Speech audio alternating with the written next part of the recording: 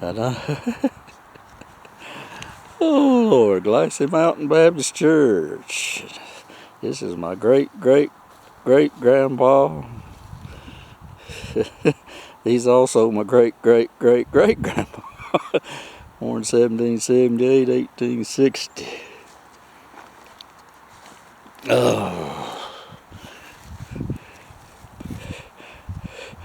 Memory of Pleasant Barton, son of Thomas and Nancy Barton, born August 6, 1818, died December 3rd, 1875, age 57, 3 months and 27 days. We miss thee from our home, deep one. We miss thee from thy place. He was my great-great-grandmother's brother. And he had a twin sister. Her name was Kindness, and he married she married William Fowler, who was a post office man here in Tigerville. He's over Tigerville post office. And my great-great-grandmother brother and his brother was Millington Barton, my grandmother's father. No, this is my grandmother's uncle. None of those hillbilly inbreeding jokes, folks. My grandmother and grandfather were double second cousins. Twice Barton and twice Hamlin.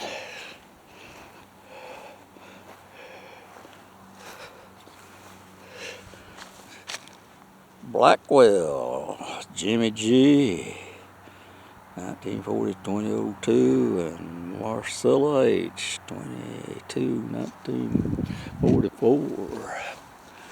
We try to get the top of this thing first. Took a long. I'm about wore out from walking up here. Alexandria Lay, Pruitt, 207.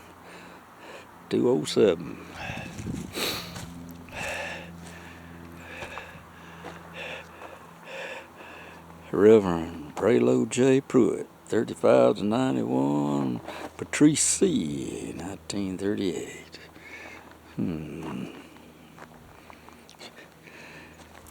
Oliver James T. and Mary Louise. I guarantee you everybody in here I'm kin to either direct or branch kin.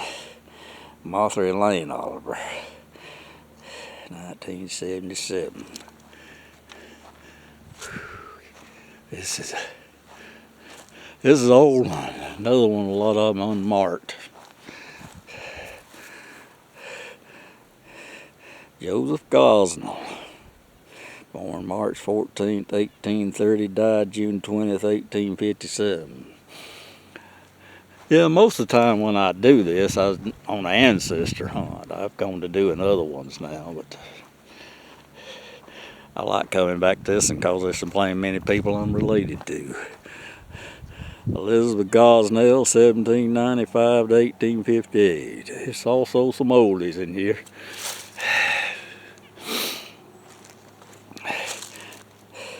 James Gosnell, 1795 to 1875. You can tell it's a biggie. Another one I may have to do twice. Elizabeth Stewart, wife of B.J. Stewart, born 1801, died in 1852. B.J. Stewart, born 1807, died in 1879. A lot of people in North Greenville in the early years.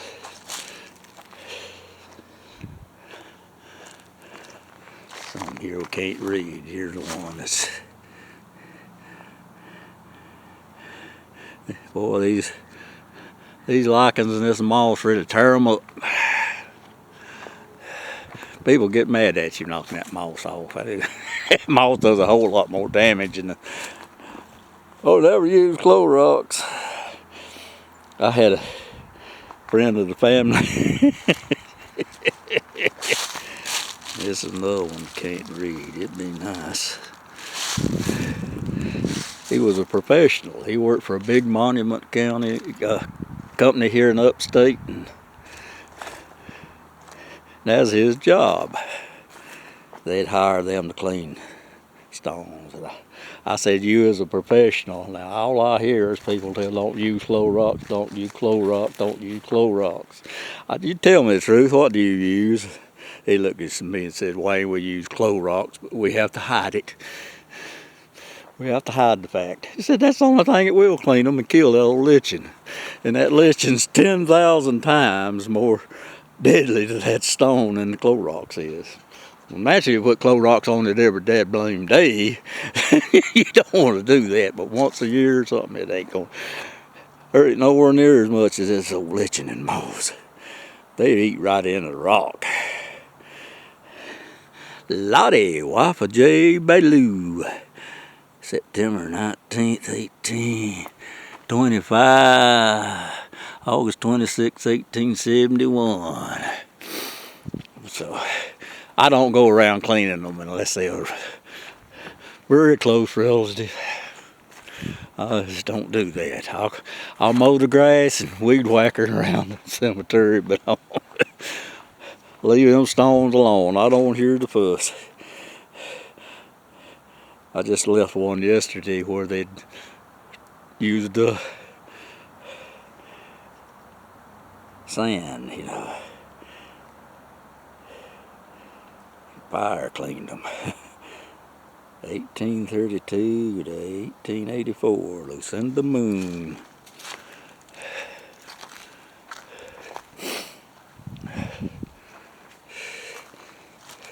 Robert Reed, 1799, 1880, Martha Barnett. I'm very close kin to the Barnetts. Thomas's mother was a Nancy Barnett, married Nancy Barrett. We'll get right here in a minute. And his wife was Nancy Easley. And where's my third great grandmother was Nancy Easley. Her brother Robert's son, General Easley. The town of Easley in upstate South Carolina was named after him.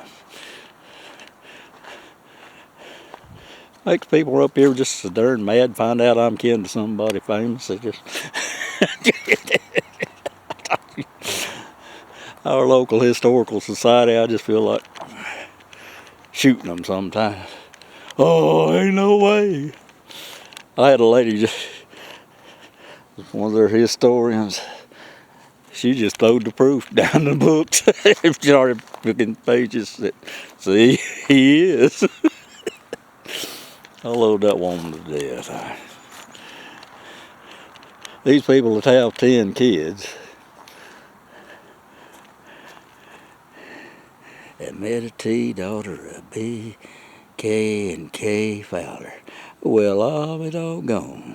There's Kindness's daughter, 1856 to 1862. I bet she's buried right in here somewhere. Oh, that's a good one.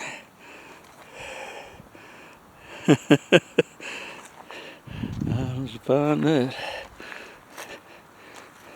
Reverend Rufus Barton, son of Letty Barr. Born and is buried in the Dewitt.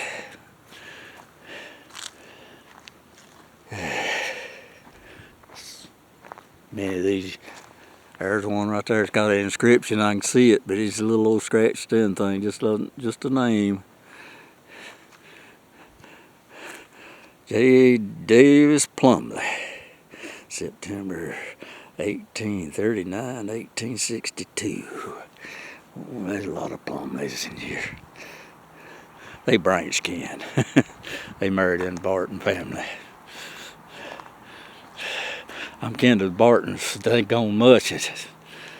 Take his DNA test. I'm a second cousin. They're a third cousin. They say I'm a second cousin, you know. Matthew Bailew, June 26, 1927, 1904. Now this Bailew, they the Blue family. I was at their cemetery. I done one on it. Originally they was spelled B-A-L-U-E, but somehow it got changed. Macinda, wife of Matthew Bailew, 1830, 1858.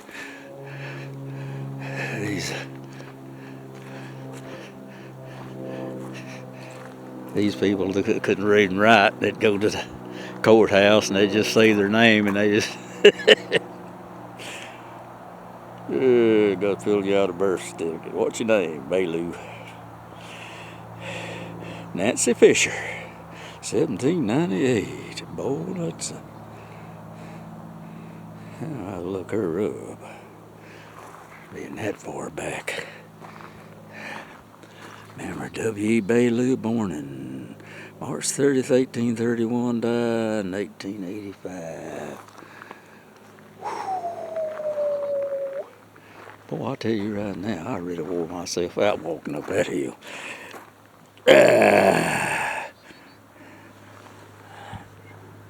Tandy Howard, 1880, 1898. Now, I get on down Bottom Hill, we're going to run into a lot of Howards. There's a story behind that here. The Howards, they were Moonshiners, and they actually fought a war in that church. It's true. They had a big shootout. I don't think the local people gave them real quick. I don't know, maybe something on the other side of these. Harriet Stewart, 1833, 1928. W.H. Stewart, 1826 and 1863. They also had a big war with the U.S. government. Government brought soldiers in here to put them down. Brought the cannons. Amanda J. Thompson, 1826 to 1884. That's the reason people think this is called the Dark Corner, because of them. Moonshiners, but that's what kept the legend going, I reckon. J. Thompson, October 26, 1821, 1898.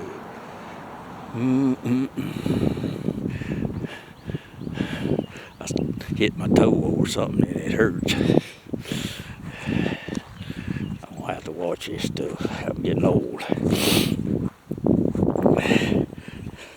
Betty Stowe Line, 1923, 2013. William Big Bill Howard, February 13, 1860, 1890. Well, there's a lot of Bill Howards. I had a first cousin, Bill Howard. He was 7'2". He was a big man. Jane Walford died June 17, 1988.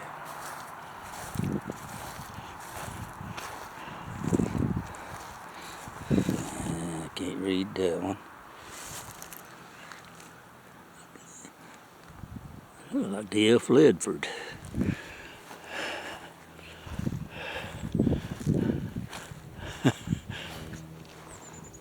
They were real dark skinned and I always claimed that they was Native American, part Native American, and I got into the census records on the family, and guess what? It's part African. Dewey R. Artledge, 1948, 2001. People hid such things. For some reason, they thought it was better to be Indian than African. David Nunn Aldridge Jr., 1969, 2020. Catherine King Aldridge, 1960, 1980, 98. Thurman David Bo Aldridge, 1950 to 1990. Whew. Boy, I tell you right now, this is a big sucker. I'm gonna quit here in just a minute because I done about wore out. Stockton Toy. Hey, you know I run in that name Toy. I used to know a fella's named Toy. July 11, 1936, 2014, Betty B. Stockton. June 26, 1937, February 3rd, 2022. I had a stroke about 3 years ago, and sometimes I get tangled, still get tangled up trying to talk. Robin Pittman. Now these is this family is the ones that built that Ponset Bridge down there. And my Y-DNA Turner and their Y-DNA Pittman 25 generations ago, before surnames was the same blasted thing. My Turners and these Pittmans had 25 generations ago or so had the same grandpappy.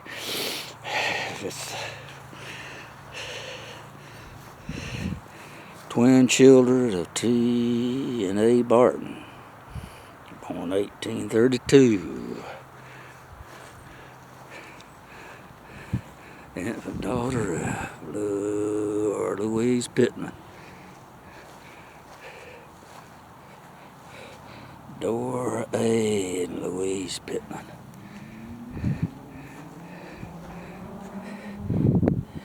Louise Pittman.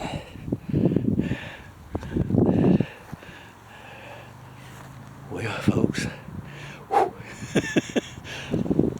I'm going to call it quits for today. I done two of these and I'm wore out. But I'm going to go up here and take a picture.